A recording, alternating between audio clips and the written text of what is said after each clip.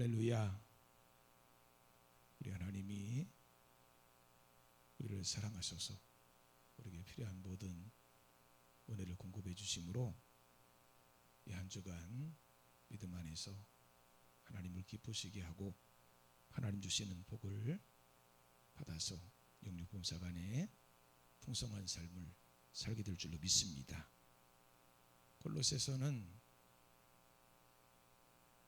사도 바울이 감옥에서 골로새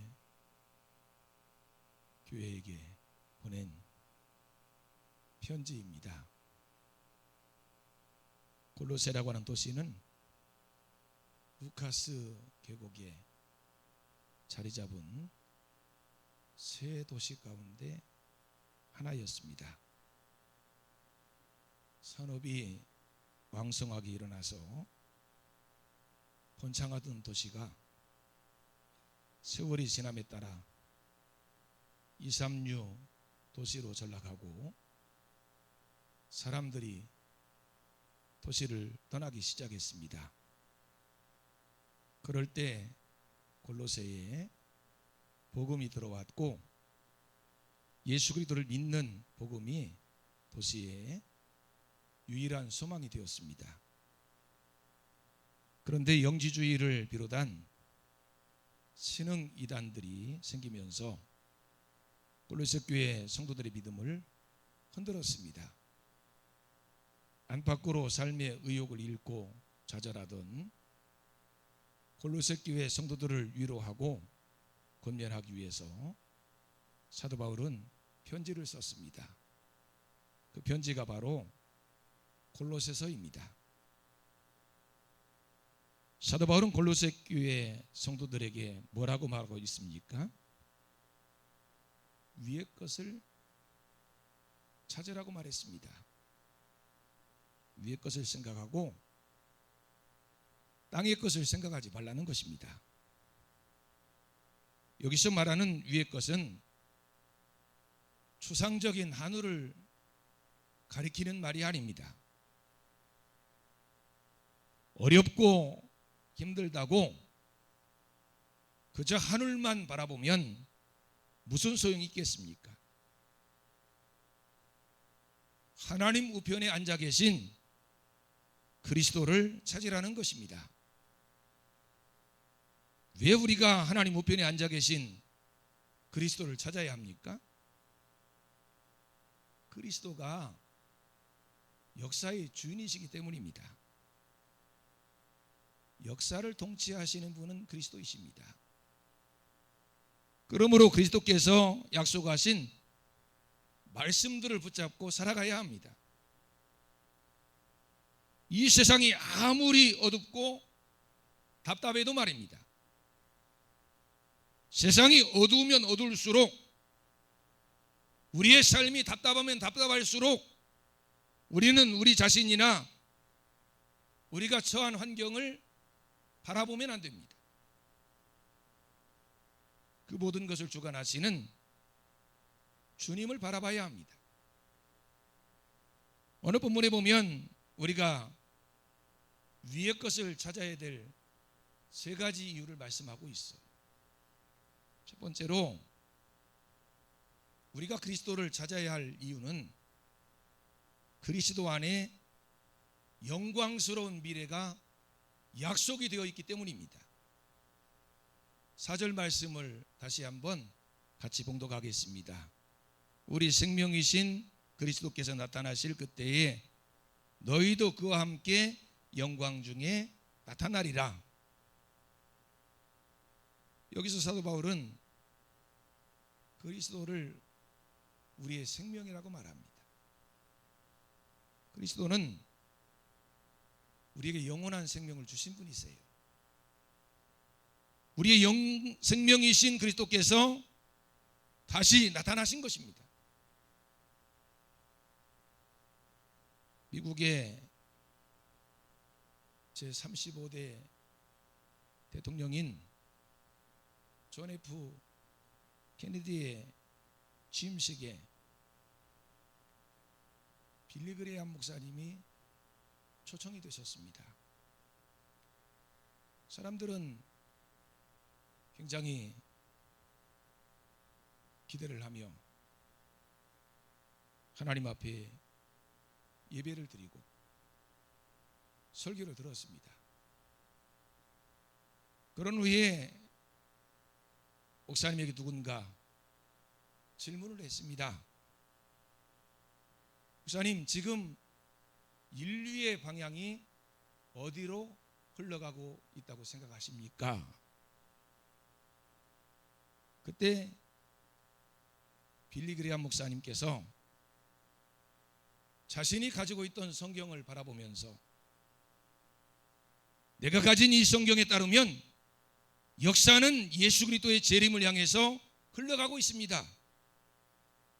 예수님은 다시 오실 것입니다 라고 대답했다는 거예요.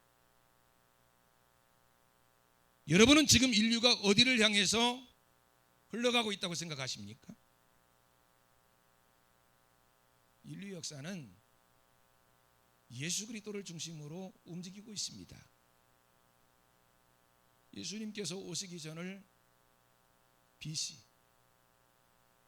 예수님이 오신 후를 AD라고 말합니다.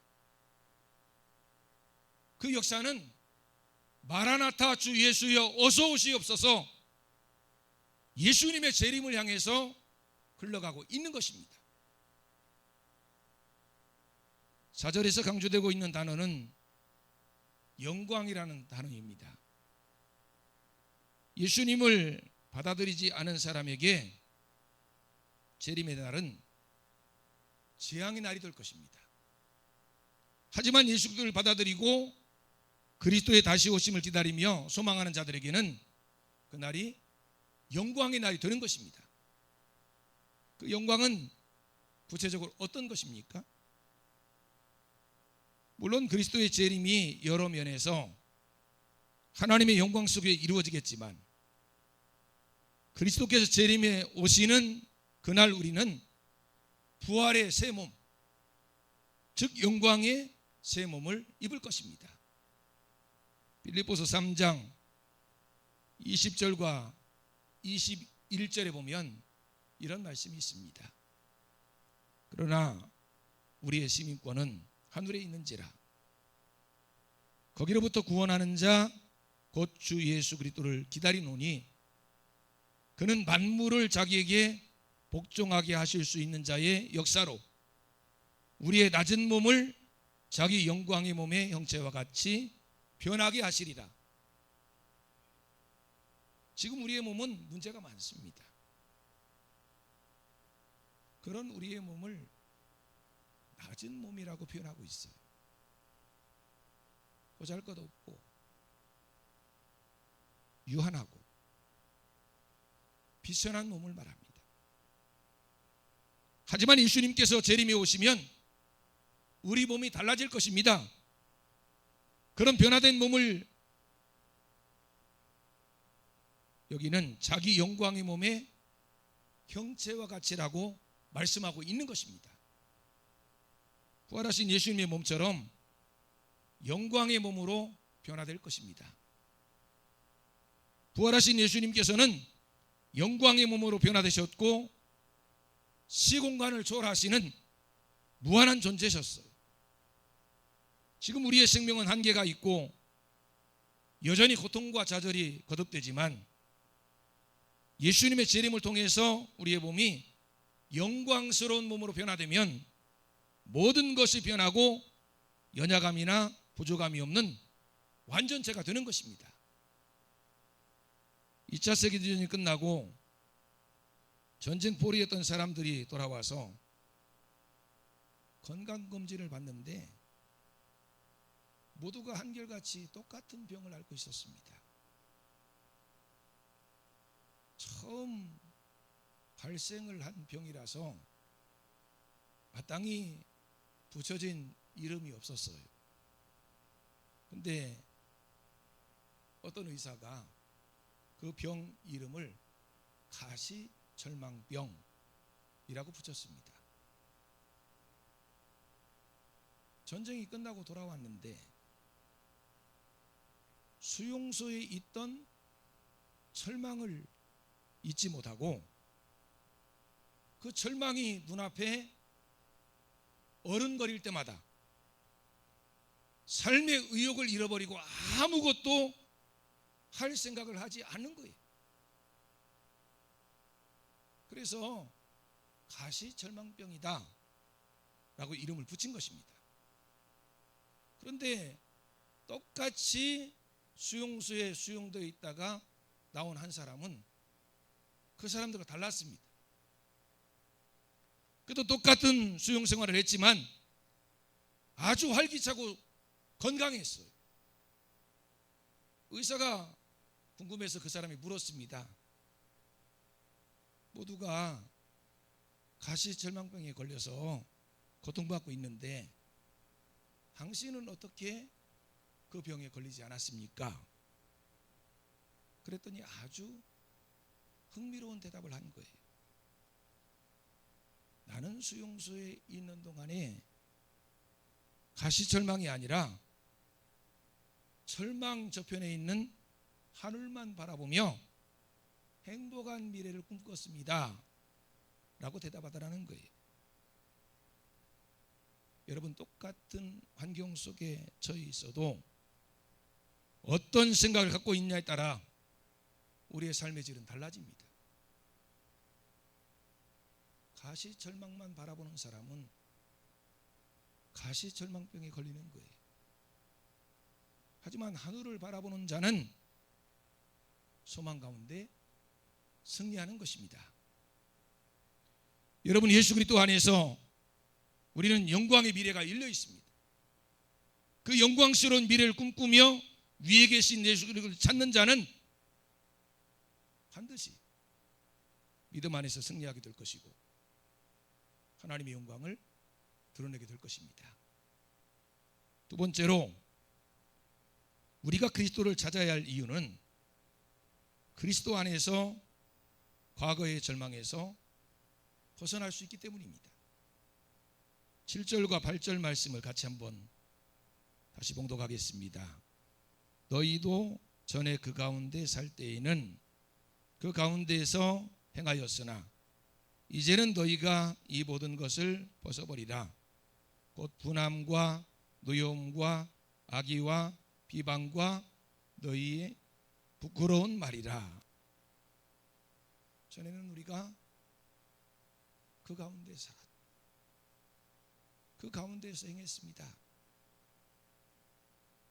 죄로 말미암아 하나님의 진노 가운데 살고 행한 것입니다. 이제는 우리가 이 모든 것들을 다 벗어버렸습니다. 예수 그리스도 안에서 죄를 벗어버리고 하나님의 진노를 벗어버린 거예요. 예수님 믿기 전에 우리의 상태는 절망이었습니다. 죄가 우리를 붙들고 우리의 삶을 감옥으로 만들어버린 거예요. 그 죄가 무엇인지 본문은 분명하게 말씀하고 있습니다. 곧 분함과 노여움과 악의와 비방과 너희 입에 부끄러운 말이라. 마음으로 지은 죄, 입술로 지은 죄, 행동으로 지은 죄, 이 모두를 5가지 죄명으로 열거하고 있습니다.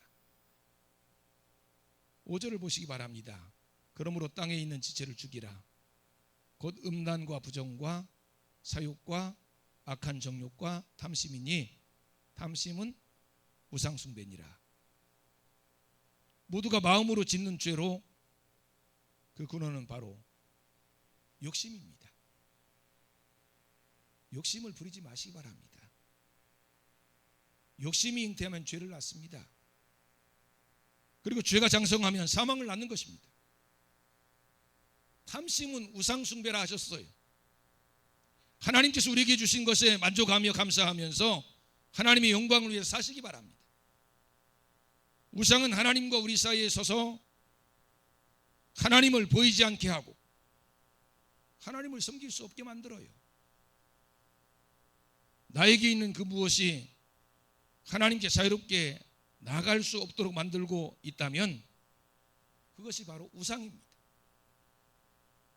8절과 9절에 보면 우리의 입술로, 우리의 행동으로 짓는 죄에 대해서 말씀하고 계셔요. 분함, 노여움, 악의, 비방, 부끄러운 말, 거짓말, 옛사람과 그 행위입니다. 사도 바울은 이런 죄에 대해서 아주 단호하게 말씀하고 있어요. 벗어버리라는 것입니다. 벗어서 십자가 앞에 던져버리라는 거예요. 5절에 보면 땅에 있는 지체를 죽이라며 아주 강경하게 말씀하십니다. 죽이라, 벗어버리라. 단호한 결단을 강조하는 말씀이에요. 물론 단 한 번의 결단으로 이 모든 것들을 다 벗어버리고 자유한다는 것은 쉽지 않은 일입니다. 그래서 벗는 일을 계속해야 됩니다. 하나님의 말씀을 들을 때마다 하나씩 하나씩 벗어 던져야 돼요. 그런 하나도 없이 완전히 자유롭게 하나님을 섬길 수 있을 때까지 말입니다. 하나라도 걸치지 않고 있으면 우리는 온전히 하나님을 섬길 수 있을 것이고, 온전히 하나님 말씀대로 살 수 있을 것이고, 온전히 하나님의 능력을 체험할 수 있을 것이고, 하나님께서 언약하신 모든 복을 받을 수 있게 될 것입니다.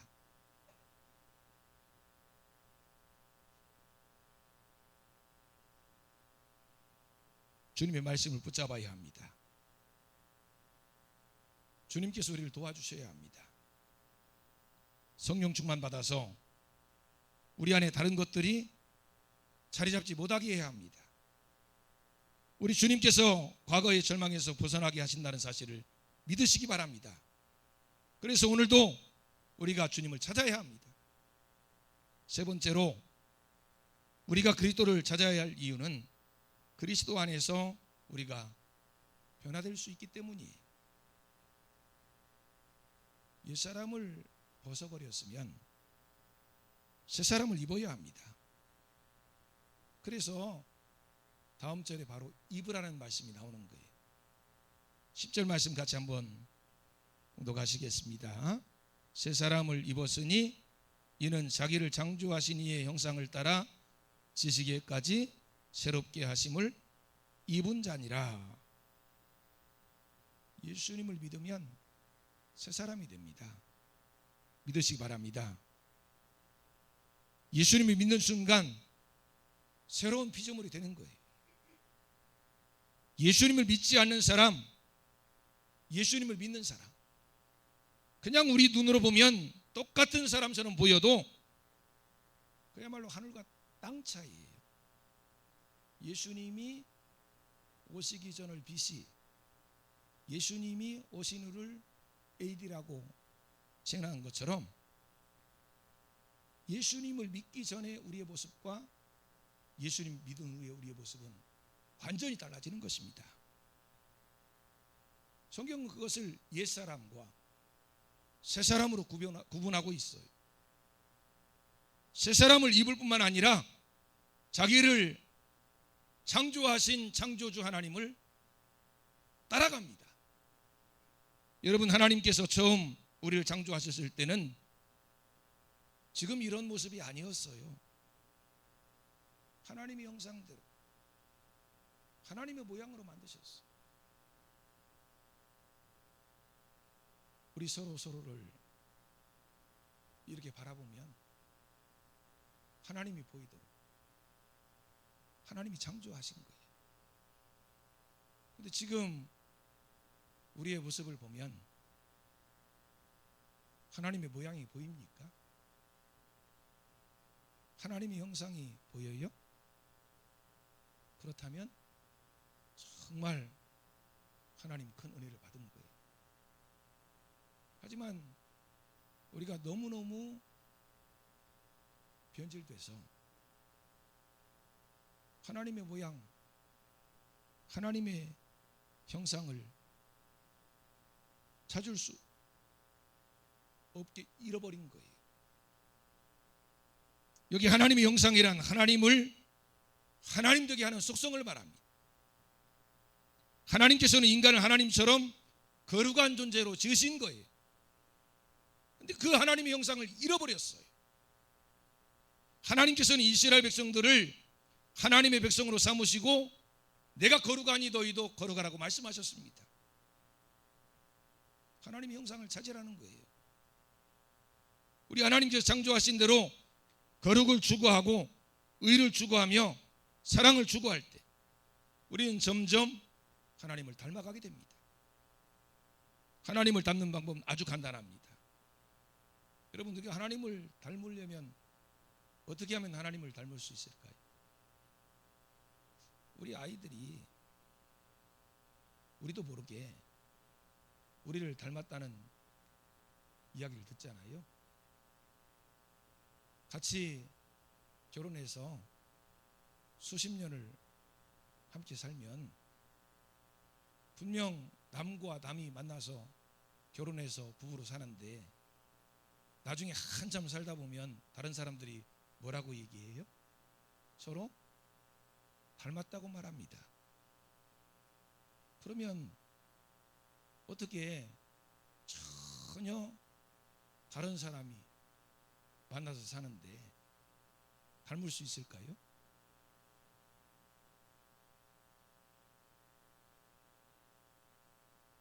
그냥 같이 사니까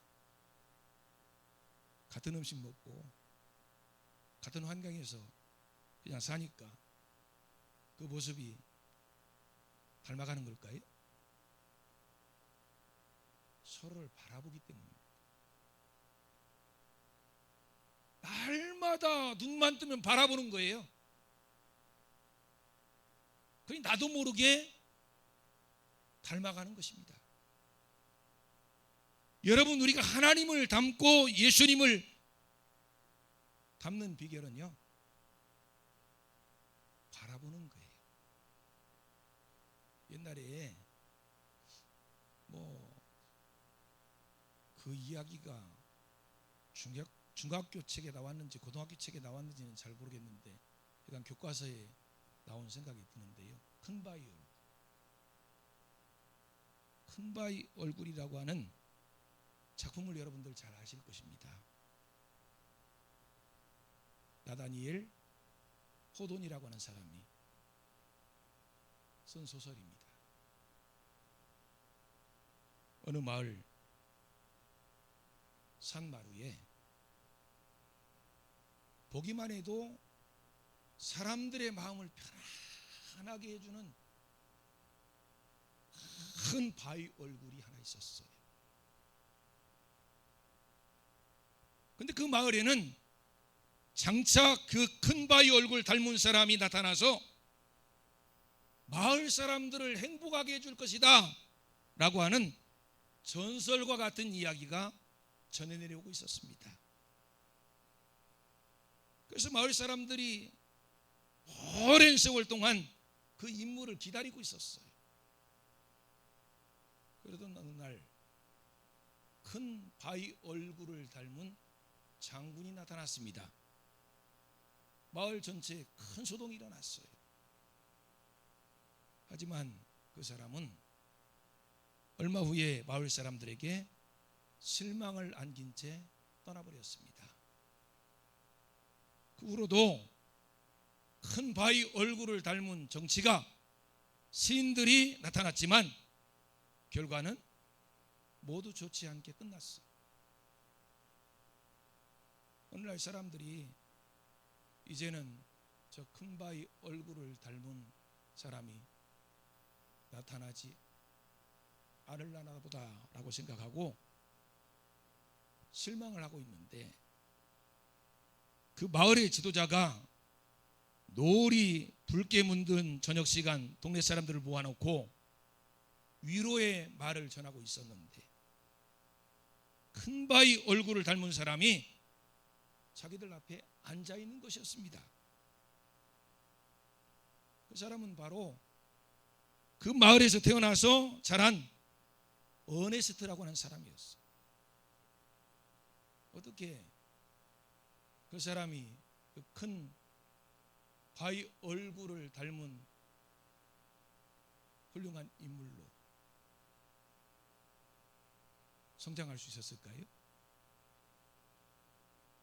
어릴 때부터 그 바위 얼굴을 바라보면서 나도 저런 얼굴을 가진 사람이 돼야지. 날마다 바라보면서 나도 저런 인자한 얼굴을 가진 그런 사람이 돼야지. 자기가 되려고 된 게 아니라 날마다 그 바위 얼굴을 바라보며 그 바위 얼굴을 닮고 싶은 마음을 가지고 있었기 때문에 거기서 수십 년을 산 그 사람의 얼굴 속에서 큰 바위 얼굴 모습이 나타났던 것입니다. 사람들은 그 모습을 보면서 깜짝 놀라면서 바로 저분이 큰 바위 얼굴이라고 소리쳤습니다. 그 마을에서 태어나서 날마다 큰 바위 얼굴을 바라보며 자란 어네스트가 점점 큰 바위 얼굴을 닮아가고 있었던 거예요. 여러분, 우리가 날마다 주님을 바라보면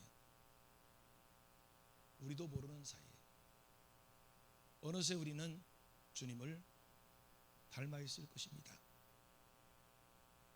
하지만 주님을 닮겠다고 하면서 주님과는 전혀 상관없는 삶을 사는 사람은 10년, 20년, 아니 100년을 신앙생활해도 주님을 닮을 수 없는 것입니다.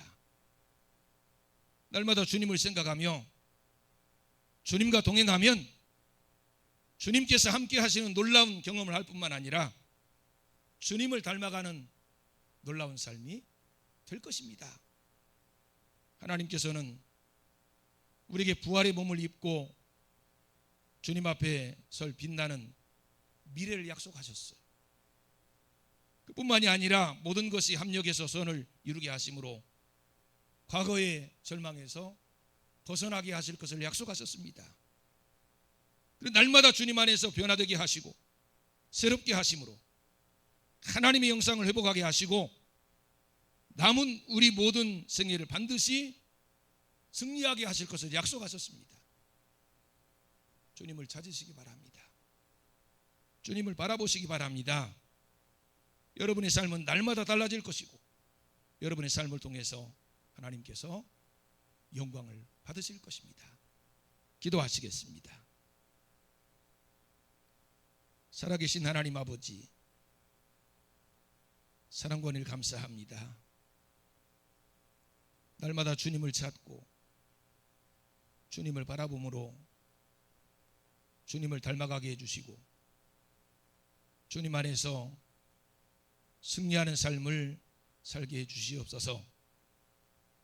주님께서 우리에게 영광스러운 미래를 주시고 과거의 모든 절망에서 벗어나게 하시며 날마다 주님 닮은 삶을 살게 하실 줄로 믿습니다.